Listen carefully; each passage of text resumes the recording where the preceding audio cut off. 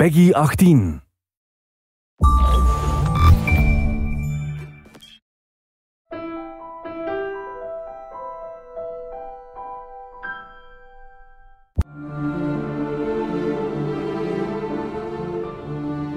Assassin's Creed is really about history and credible world. We're playing with a history that is, without trying to spoil things, extends back, anywhere from 80 to 100,000 years from today and extends as far into the future as, we have time to make games. Two specifics about Assassin's Creed. The first one, it's a huge universe spanning across many different mediums with many different characters, events, locations.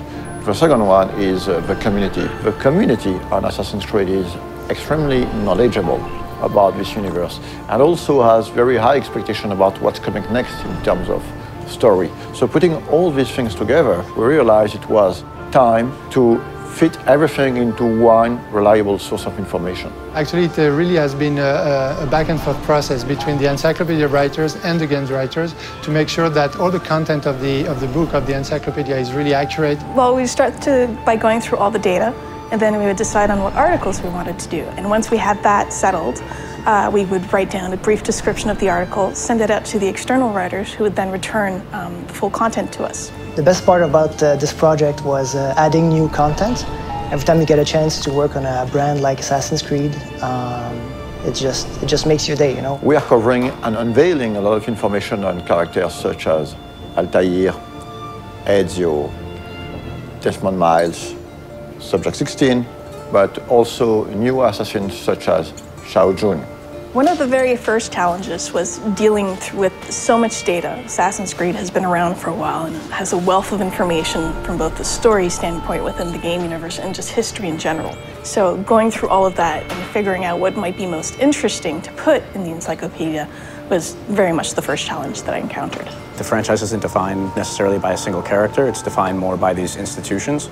So we have the option of moving in and out of different historical periods, different geographical locations, different individual important events throughout human history. And so we have a wide variety of options, a lot of different material that we can mine for ideas and stories. Imagine this project as a huge puzzle with thousands of different pieces involving a lot of different people. We have tools to track all the narrative threads that we're creating. So we have database, we have Bibles, we have some visual guidelines. So my main role is to make sure everything fits together. So what we did was we tried to match specific kinds of content to writers whom we knew or figured would be interested in writing that kind of stuff. Some of the biggest experts on Assassin's Creed are actually within the community. So when the time came to start writing the encyclopedia, we realized it would be very good to try to seek one writers coming from the community. So I heard about the job writing for the Encyclopedia on the UB Workshop website,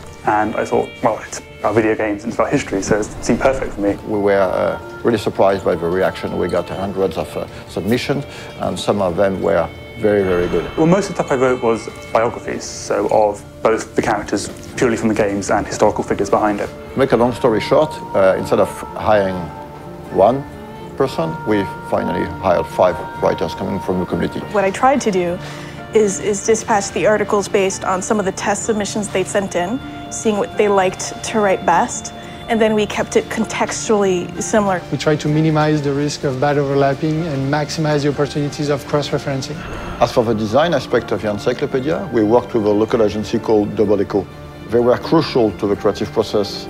For example, during earlier discussions, we decided to only use production concept arts to illustrate the encyclopedia as opposed to 3D renders or marketing assets. The role of concept art is very important in the conception of a game. During the early stage of conception, we work on very high-level concepts. So it's about a silhouette, a mood, skylines of the city, treatment for the characters, colors. It's quite remarkable how much of the stuff does have its ties to reality and things that really happened. And I'm pretty sure that readers will discover some really interesting and new information. For example, in the Encyclopedia, we're gonna reveal some information about the Templars. among other things. But actually, the Encyclopedia is going to have some spoilers, so if you haven't played the game, just wait to read it. This Encyclopedia is available in Europe in the Animus edition that you can find at retail. For more information, check on assassinscreed.com, and it is also available as a standalone worldwide on ubiworkshop.com.